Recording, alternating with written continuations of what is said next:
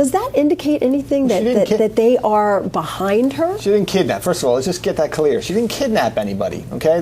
That's not the allegation, and they're behind her. That means that she took her child for a trip to Disney World. Now, why she did that and she abused the system and all this, they see it the same way, which is they're just very happy that the kid went to Disney World, is okay, wasn't really kidnapped, and they think she's a little crazy, probably. And who's in a better position to recognize that she's going through something mentally than people close to her husband, her ex-husband who she has contact with. Maybe they could recognize that she's going through it, which is part of the mitigation. The defense attorney's statement indicates that she has seen her family, she has reunited with her children under supervision, and that her children, the older one, the middle one, and the 9-month-old, are all surrounding her. Look at the facts. Look at the facts for a second. She left a 9-month-old. She's mentally disturbed. Yeah, but still, you look at the facts. There's no harm except for the Amber system. That's not a concern to the family. That's a concern to the public in general. But to the family, they're just concerned. Were you kidnapped? No. Is the kid okay? Yes. Okay. But I don't really think this was about a trip to Disney World. This was. The whole thing looks like a cover-up, and it's very easy to drop the mental health card. There are really people out there that are mentally challenged. Mental health card. Listen. Did she think this through? Okay, is she going to stay at Disney World for the rest of her life? Right. She's got to come back sometimes, and at that point, she's got to say what happened. Come on, Chuck. We all know this was an abomination. We know how close it is to Cuba. No extradition. Come on now. She wasn't going to Cuba after being. It's very difficult to leave a 9-month-old behind. You have to be very disturbed. What are your theories? Anyone have a theory that they'd share, like what they thought she was thinking? I know it's purely speculation, but when you first heard it, she just cracked. We heard right away that the police had suspicions that things weren't adding up.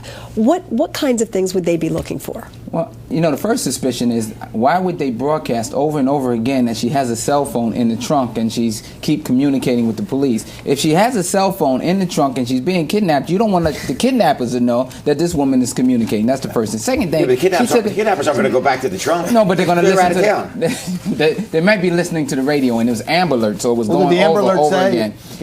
Kidnapping, cell phone in trunk. No, but Tariq, 1010 says it over, and other stations say it over and over again. What black guy ever kidnaps anybody? Well, I don't know one. They don't kidnap anybody. And precisely, I don't know one that's going to kidnap in midday a white woman, her daughter, and put them in the trunk of a car if they're taking that car. Secondly, she came up in the middle of Bucks County. Don't forget that part. But the beauty part about it is that the crime that she said occurred, that's what they used to do before carjacking became a crime. Remember, Chucky? Way back 10 years ago, people used to bump into cars and you go out to get it, and then they jump in your car and drive away. This is the first time I heard of a bumping again. Because once it became a federal offense to carjack, it seemed like it ended all of the bumping and taking of cars. Yeah. So I think that was one of the problems. Second thing is they checked immediately the cell phone tower. So they knew immediately when they checked the cell phone tower with the number that it came from Center City. Now she's saying she was in Bucks County at the time it was coming from Center City. Right. So they knew it, but I think that they were being very, very careful and tight-lipped, as they should, until they found out exactly what was going on. Look, there's no doubt during this Amber Alert, if you will, the police weren't given descriptions of people. They really tried to stay away from, you really didn't even hear the news or the police really talking too much about the 2 black men, allegedly. That's not really what the focus of the story was on. So already you had some idea or some suspicion that there was something else going on here. I wonder what's going to happen to the federal employee that let her on the plane.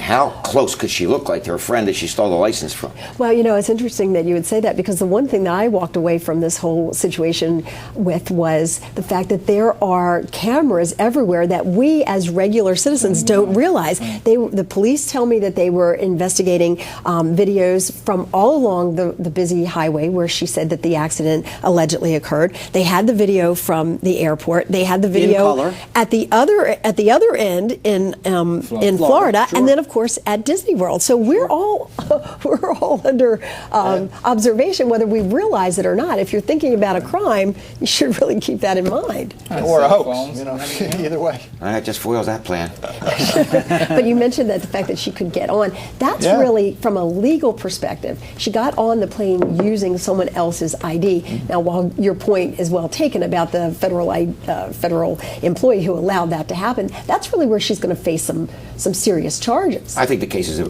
definitely going to, not definitely, my hunch is it's going to go federally, because you have so many federal crimes here. You have the getting on the plane, you might have embezzlement, which is a federal crime. especially from a charity. So because of the mix of things and the limited amount of things that occurred in I Bucks understand County. that she used the phone. There might have been a call that was made actually from Florida.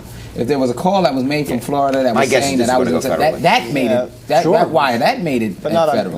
not on embezzlement, on the transportation end, and then the embezzlement probably is local. You get both of those indictable. Not if it's a charity. It could be a federal crime if it's a recognized Mail charity. fraud, wire fraud. I mean, Took it from one bank account, put it in another but bank why? account. I mean, let's. I mean, again, are we just going to make an example out of this woman? I mean, is it really necessary to like drum up all of these No, charges? it's not necessary, but we probably will make an example out I of it. agree. why It it's is necessary. Absolutely necessary. It's necessary because you have to deal with the nuance that we try to run away from, but everybody talks about, and that's the nuance of blaming someone else. If this was a case of first impression, then maybe I'll say, Lynn, she's just sick. This is not a first impression. There are a number of cases that occurred all over this country where women drove their children into the lake, and black people did that. Where a man shot his wife who was pregnant, shot her to death, and then shot himself in the arm, and then he claimed black people did that. I mean, it's just to such a degree that it causes more of a social ill, more of a problem in the community of the United States. But should Do you think she was thinking of that when she said that, I was gonna or say, was should she she be just saying punished that? for that? I think she was thinking as a racist. I don't think so. I think she racists was always doing it think, because you know- she's from Bucks County. She probably doesn't have a lot of contact with blacks, and I'm just being frank with you instead of being politically correct.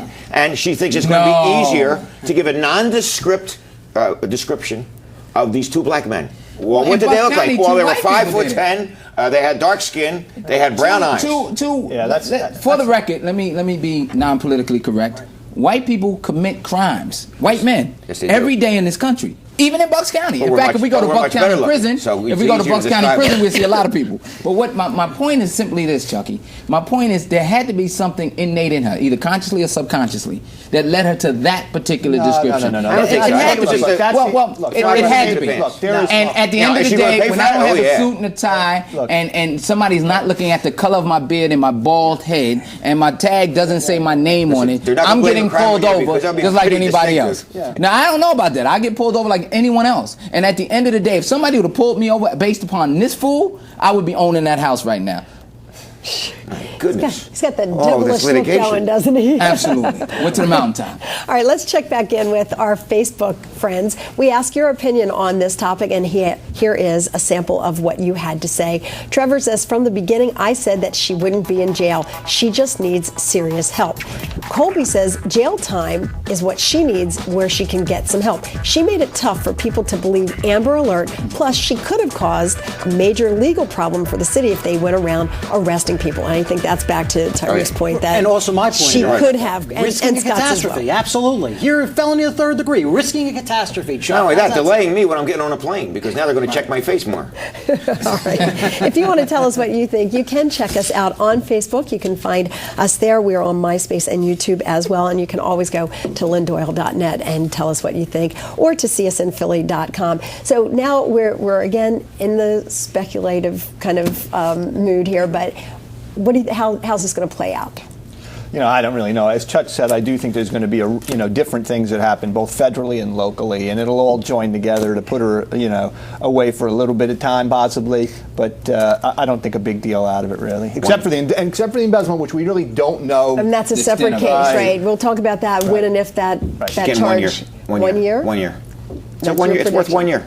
Okay. How about you guys? I think jail time is absolutely necessary in a case like this. Given the magnitude and also the race card issue, we can't tolerate this type of behavior in the United States. It's that simple. Well, I think jail time is absolutely necessary with community service in those communities in which the people that she blamed live and work every day. If she doesn't have the sensitivity enough, and I don't give a damn what pill she on, she doesn't have the sensitivity enough not to do that, to expose a people to particular or potential problems, then she needs to work around them to see that these individuals are human beings, that we are all not criminals, we're all not bumping into cars, and we're not trying to Get some mental health help in jail, absolutely. Okay. And community service, I think, is a good point that's made. Absolutely. In maybe North Philadelphia. The court of public opinion is her toughest court, I can tell you. Guys, thanks so much for being with us. Thank you very much for joining us. We'll see you the next time.